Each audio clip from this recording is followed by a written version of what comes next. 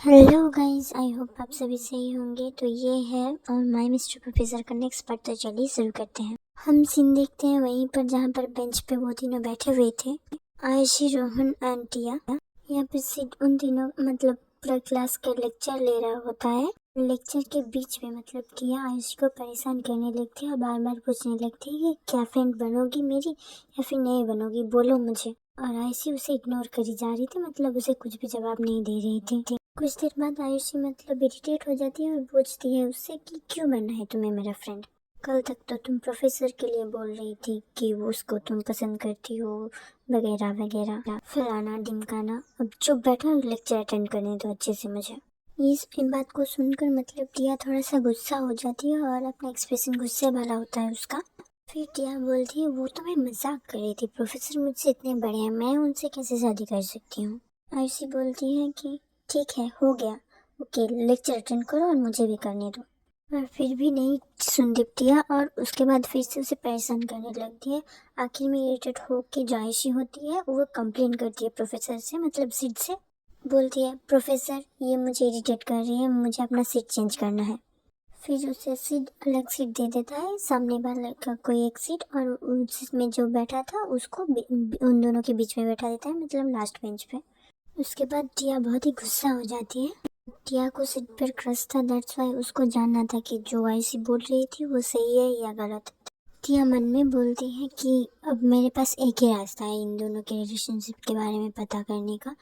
मुझे इन दोनों पर नज़र रखनी पड़ेगी तो ही मुझे पता चल सकती है जो उस दिन आयुषी बोल रही थी वो सही है या फिर गलत। वैसे भी अभी आयुषी को देख के क्यों टीज कर रहा था सर को, कुछ तो ज़रूर गड़बड़ है। और वैसे भी इन दो नमूने के साथ उसकी दोस्ती कैसे हो गई इतनी अच्छी, बिकॉज आरू एंड अभी वो दोनों तो मेरे ही स्कूल में थे, तो उन दोनों की दोस्ती इस मैडम के साथ इतनी अच्छी कैसे, ये तो किसी और स्कूल से आई होगी ना। एंड सबसे बड़ी बात, वो सर को कैसे टीज कर रहा था, वो प्रोफेसर है, उसको उनको कैसे टीज कर सकता है ये। और अगर आयुषी नहीं तो कौन है वो लड़की, किसने लपेट किया था सर के नेक पर। ये सब सोचते सोचते ही मतलब बीच में आयुषी सिड को बुलाती है एंड बोलती है कि मुझे इस चीज़ में मतलब थोड़ा सा डाउट हो रही है तो प्लीज़ सॉल्व कर दे।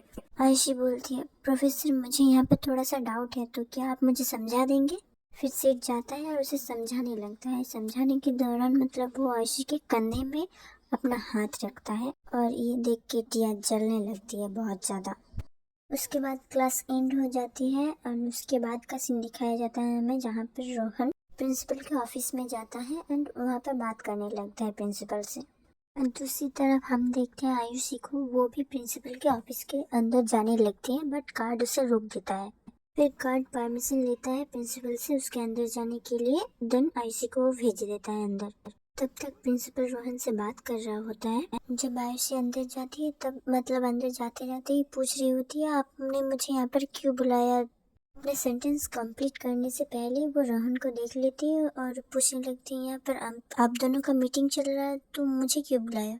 एक्चुअली वो दा बोलने वाली थी, दा मतलब बड़ा भाई को बोलते हैं, ओके। और अपने प्रीवियस एपिसोड्स देखे होंगे तो आपको पता होगा जो आयुषी के बड़ा भाई है वही प्रिंसिपल है। रोहन जो कि बाहर वाला था उसके सामने वो नहीं बोलती है उसे दा।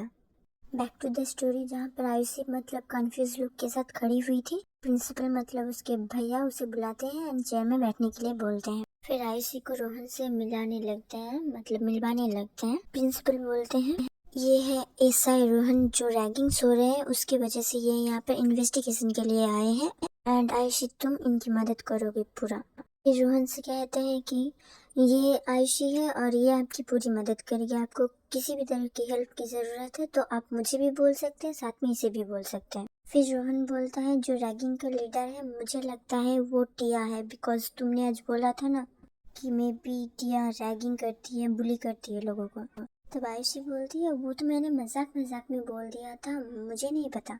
एनीवेज कोई बात नहीं है, वो है नहीं है, मैं आपकी पूरी हेल्प करूँगी। मन में बोलती है कि टिया तुम तो अब गई, तुम बुली हो या फिर नहीं हो मुझे नहीं पता, बट मैं तुम्हें नहीं छोड़ने वाली।